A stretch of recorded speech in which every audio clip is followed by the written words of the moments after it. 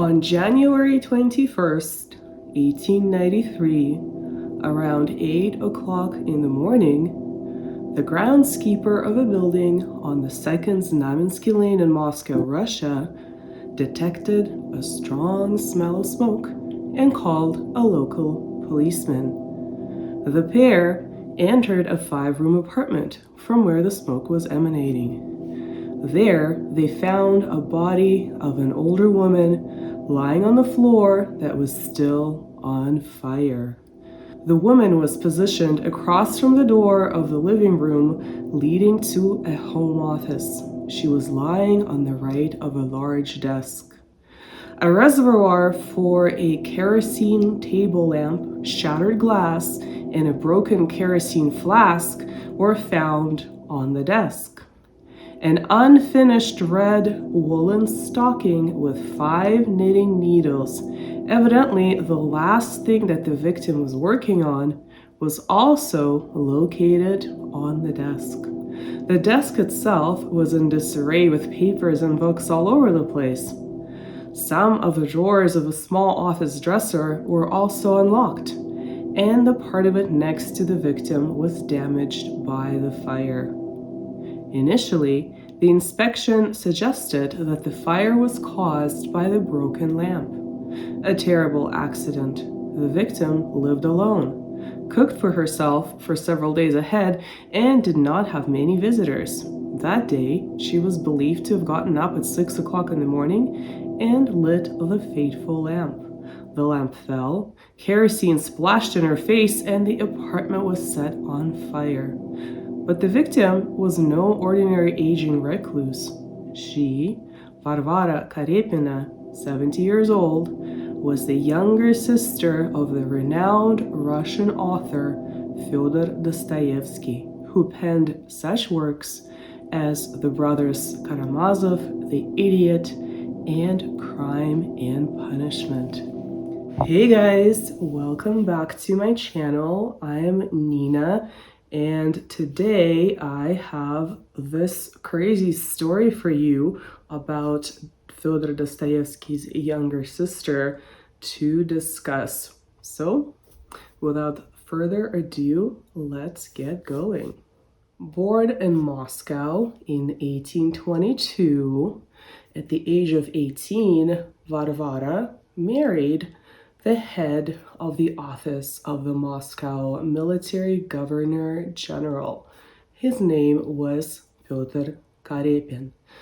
Some sources describe her early marriage as sort of a sacrifice that she made for her family to obtain some kind of financial stability. After all, her parents passed away when she was only a teenager. Her mother, Maria, died of consumption, tuberculosis, and it's quite possible that her body was weakened by repeated back-to-back childbirths. Her father, Mikhail, his case is a little bit more complicated. He passed away 2 years later, and the official cause of death was a stroke. However, his serfs at a family farming estate were accused of murder, but were acquitted.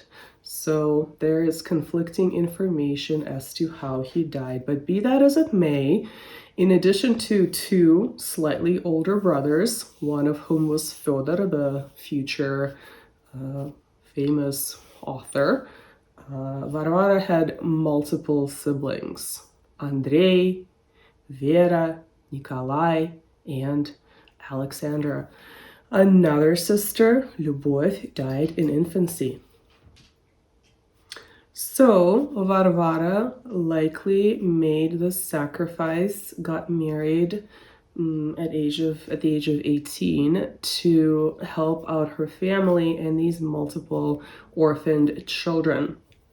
You know, her husband was an established man with a career working for the state, and he was 26 years older than she was. However, some sources claim that the young woman seemed to actually like this arranged marriage to a much older husband that was initially carried out possibly for financial stability, and she trusted him with everything. In fact, he became the official guardian of her younger brothers and sisters. Some describe Karepin, her husband, as a wealthy man who left her an inheritance of several properties in the Moscow area when he died in 1850, and he was in his early 50s. Varvara, as a result, was left a widow at age 28 with 3 little children to raise. Some sources say that she actually had 5 children, 2 of whom died in infancy. Much later, in fact, when Varvara died, Dostoyevsky's daughter, Lyubov, remembered her aunt as being, quote, the most unhappy, unquote, person. This is what she wrote. Yet, unfortunately, the poor woman suffered from revolting and undoubtedly pathological stinginess or miserliness. She always untied the laces of her purse in desperation. The slightest expense made her unhappy. Ultimately, she fired her servants so as to not pay them. She never heated her apartment and spent the entire winter wearing a fur coat indoors. She never cooked, only buying some bread and milk twice a week. The entire neighborhood gossiped about her inexplicable miserliness. This information seems to be sourced directly from Moscow Leaf newspaper, which was published immediately after the victim's death and, in fact, called her, quote, a victim of miserliness or avarice, however you want to translate it. However, Dostoyevsky's younger brother, Lyubov's uncle, Andrei Dostoyevsky, disputed the inheritance of multiple properties. Instead, in the same newspaper, the Moscow Leaf, number 28, from 1893, he claimed that his sister Varvara was, quote, left a widow of 28 years of age with 3 children and almost no means of subsistence. Her late husband, although he occupied a very advantageous position as the head of the office of the Moscow military governor general, this was under Prince Golitsyn, and was respected in Moscow, after his death did not leave the widow anything but a measly pension of about 200 rubles a year. The house in which Karepina now ended her life so tragically was bought with her dowry. So, if the brother's testimonial is true, we get a different picture of Varvara as a person. She spent decades being frugal and restricting her own spending in every possible way to provide for her 3 young children. Later in life, when her own daughter herself became a widow, Varvara helped her support her daughter's children, i.e. her grandchildren. So it appears that her stinginess was a result of her socioeconomic circumstances beyond her control, rather than strictly a personality flaw. Although, of course, this could have been exacerbated as she aged and it became kind of a quirk and a little bit of an obsession. So let's also keep in mind that it was not until 1871 that Tsar Alexander II legalized women's work in public and state institutions. So even though Varvara was from a family sort of the middle class, not a peasant, and at the same time not sort of upper nobility, she was restricted in her opportunities as a widow with multiple young children to raise. The famous author, Fyodor Dostoyevsky himself, believed that his sister was, quote, a smart and good woman, unquote. He wrote this in 1880, not too long before his death. He also described her as, quote, a nice sister and a wonderful person, unquote. So some consider his sister to be a prototype of the character Varvara Dobrosylova in his novel Poor Folk. So she even has her name, even though Varvara is not an uncommon name. Obviously, the English equivalent is Barbara. So there's another character, however, that his sister Varvara seems to resemble even more so, and that character is the old woman pawnbroker in Dostoyevsky's famous novel Crime and Punishment. Now, that novel was published in 1866, and in the novel, the old woman pawnbroker stored a lot of her valuables in her apartment and was killed with an axe by the young Rodion Raskolnikov, an impoverished student. He also eliminated a witness, the woman's sister. However, in the book, he only stole a few of her valuables, and he didn't just commit this act because of his poverty, but because he envisioned himself as being better than everyone else. He kind of had this narcissistically grandiose perception of himself as a Superman in the Nietzschean sense, in line with very important rulers like Napoleon, with whom he specifically identified. And he thought that he was permitted to do the kinds of things, even immoral things, that ordinary people were not permitted to do. And in fact, for him, the murder was a way of proving to himself that he, in fact, was at the same level as the greats, like Napoleon. But Crime and Punishment itself is beyond the scope of this video. However, the parallel is striking. Now, of course, Varvara died 12 years after the author's death in 1881, and a quarter of a century after Crime and Punishment was published.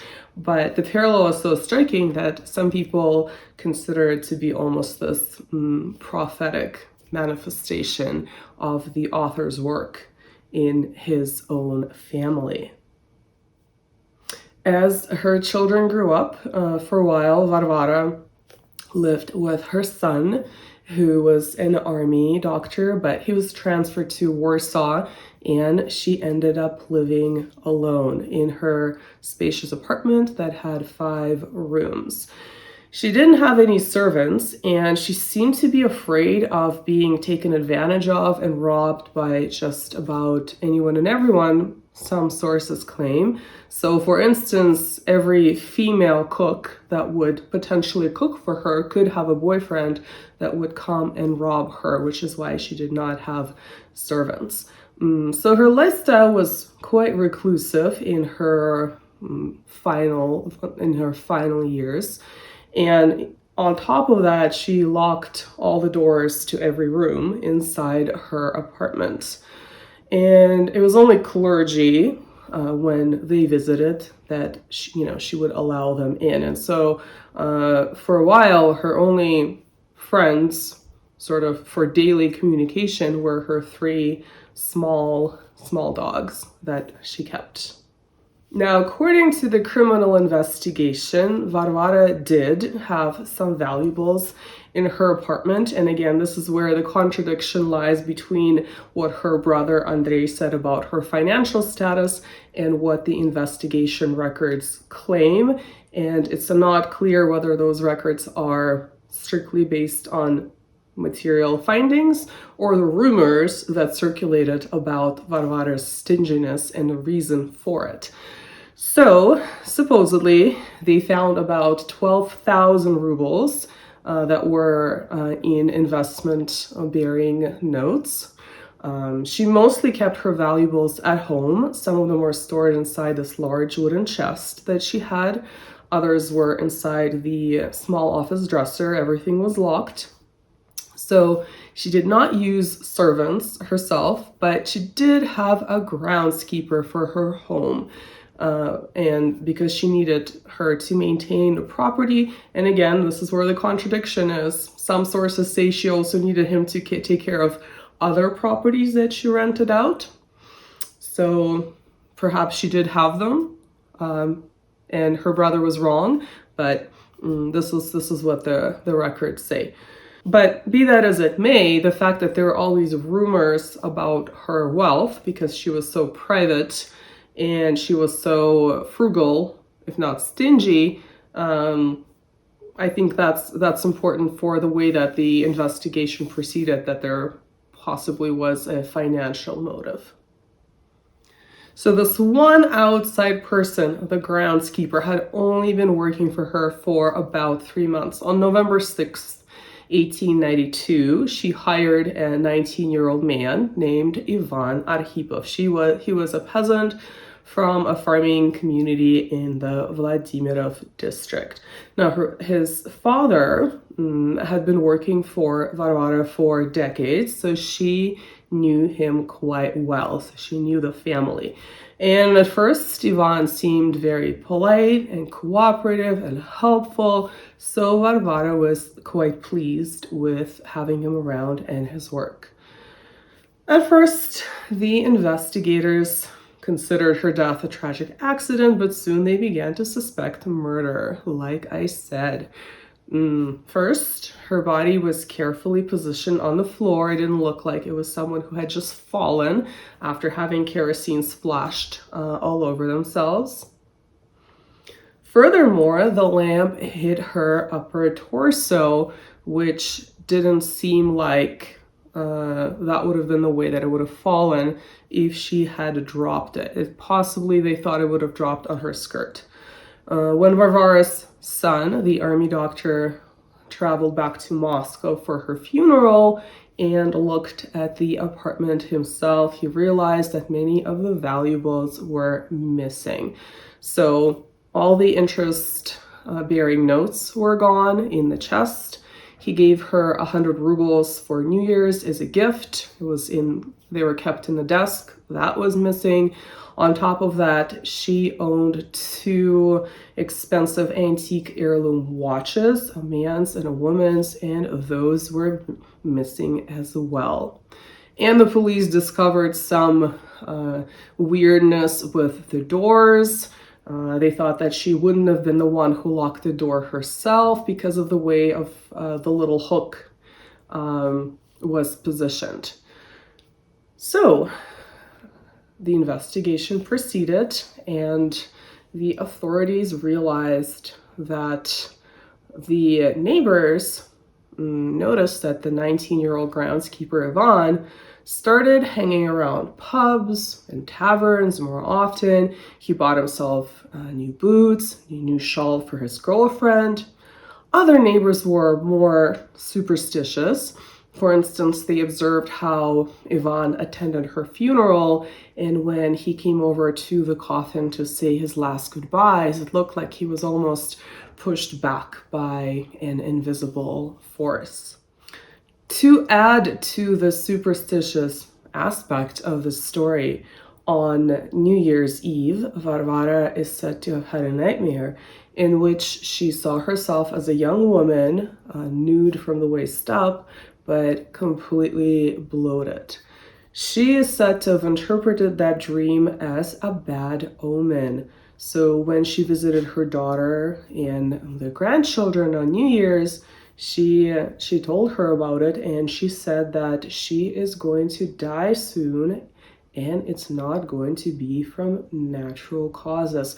So was it Ivan, the young peasant and groundskeeper, who was possibly her murderer?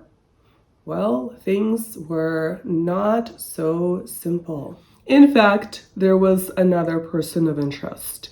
His name was Fyodor Yurgin, a 34-year-old reserve private in the Novorossiysk Dragoon Regiment.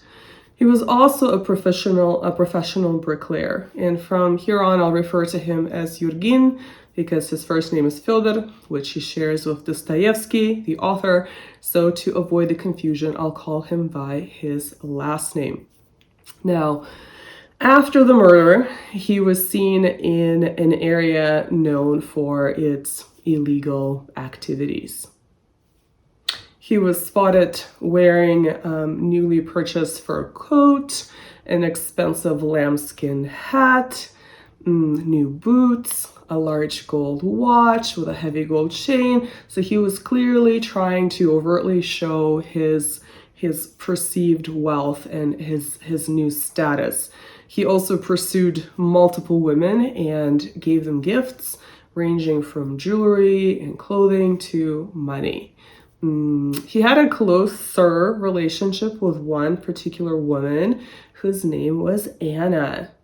At the same time as seeing Yurgin, Anna had a relationship with another man, and his name was Alexander. And Alexander happened to have a godfather, and his godfather was a police investigator. So Alexander was kind of his informal informant who hung out these sketchy social circles and could get a lot of information for him unofficially to be pursued further. So on January 31st, 1893, only 10 days after Varvara's body was discovered in her apartment, Alexander accidentally ran into Yurgin at Anna's place, and once Yurgin departed, he asked Anna about him.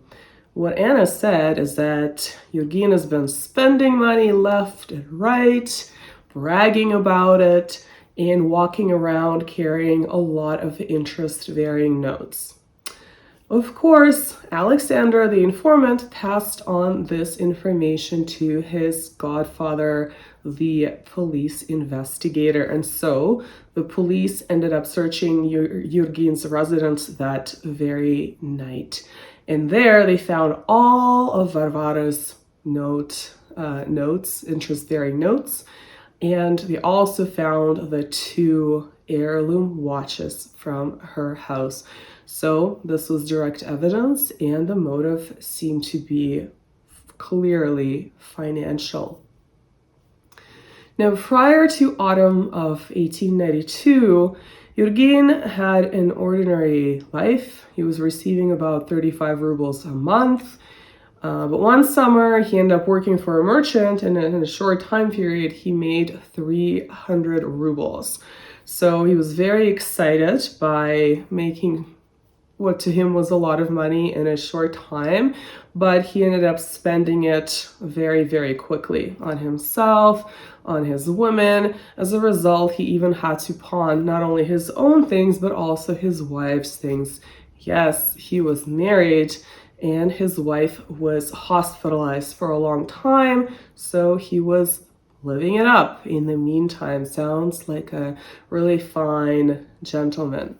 So was there a connection between Yurgin, who had the victim's things, and the young groundskeeper Ivan?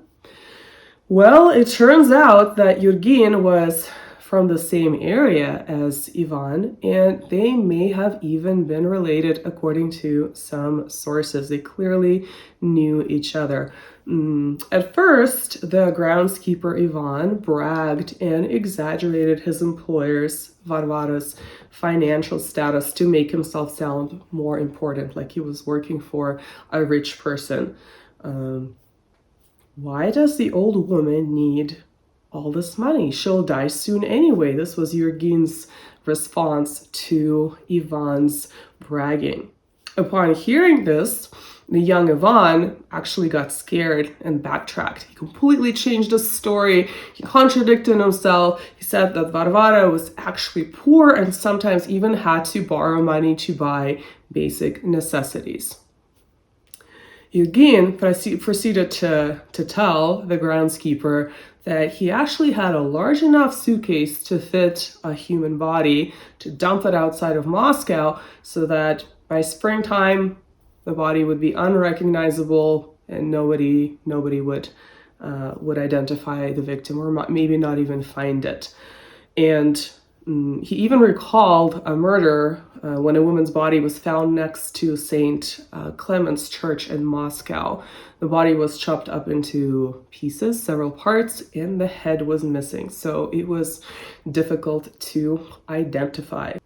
Yurgin mentioned to Ivan and to other people as well that that particular murderer had been very clever, and he kept trying to figure out whether he had been caught.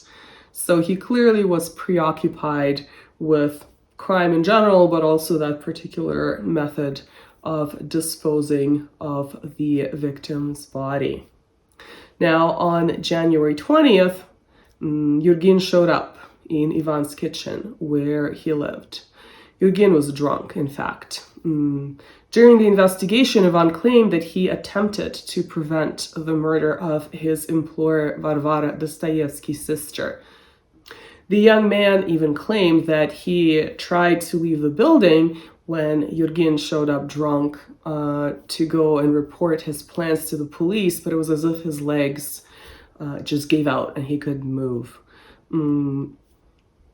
So Ivan yelled out to his employer, Varvara, that he's leaving, knowing that she is paranoid and she would want to lock all the doors inside the apartment, but it was too late. Yurgin was inside. He covered her nose and mouth with his left hand, according to the investigation records. He pulled her in with his right hand, and Dostoyevsky's sister was so terrified that she didn't even scream, but she looked at her groundskeeper, Arhipov, and the latter said that her look almost made him cry, but he didn't do anything to prevent what was about to happen. Then Yurgin tied her nose and mouth with a towel, and I guess eventually she suffocated. So then the murderer took her keys, her wallet, unlocked all the dressers, the desk, trying to find as many valuables as possible. It turned out that there was not a lot of actual cash in the house, which is why he ended up taking the heirloom watches and the interest-bearing notes. Then Yurgin poured kerosene from the lamp all over the desk on Varvara's body. He turned it sideways to make it look like she fell herself, and he instructed the groundskeeper, Ivan, to light a match at 2 o'clock in the morning when everyone was asleep. Then he left with all the stuff. Ivan at first, as so he claimed, considered, I'll use the word, unaliving himself. Not sure about YouTube censorship, but he didn't find a knife in the kitchen. However, later the investigators said that they did locate a knife and questioned his story and its veracity. Then Ivan decided to die in a fire, which he was himself about to set as he was instructed. So he lit the match, he threw it on the kerosene-soaked desk, and he locked all the doors and just went to lie down on his bed. But the fire never reached him. So he was forced to get up and go to report the smell of smoke to the police. So on January 31st, just 10 days after the murder, Yurgin was arrested. During the investigation, Yurgin did not deny his participation, but he placed the primary blame on Ivan, the groundskeeper, claiming that the young man was the mastermind behind Dostoyevsky's sister's murder. The investigator on the case was actually famous. His name was Nikolai Sakharov, and he was responsible for multiple well-publicized cases, such as the assassination attempt on the life of Tsar Alexander II. Sakharov documented his cases and left very detailed notes, which is how we have some of this information today.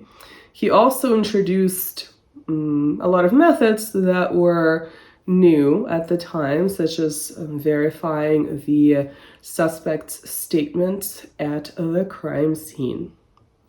Following a speedy trial in March of the year, Jurgin received an indefinite sentence, basically a life sentence, in prison focused on hard labor. Ivan, the groundskeeper, received a 20-year sentence of hard labor as his accomplice. Some sources claim that Ivan was actually out by 1913. That's all I have for you guys today.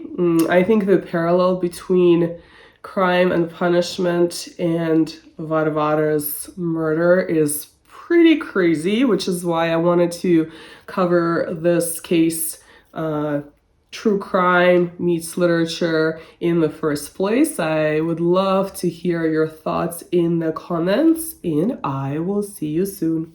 Bye.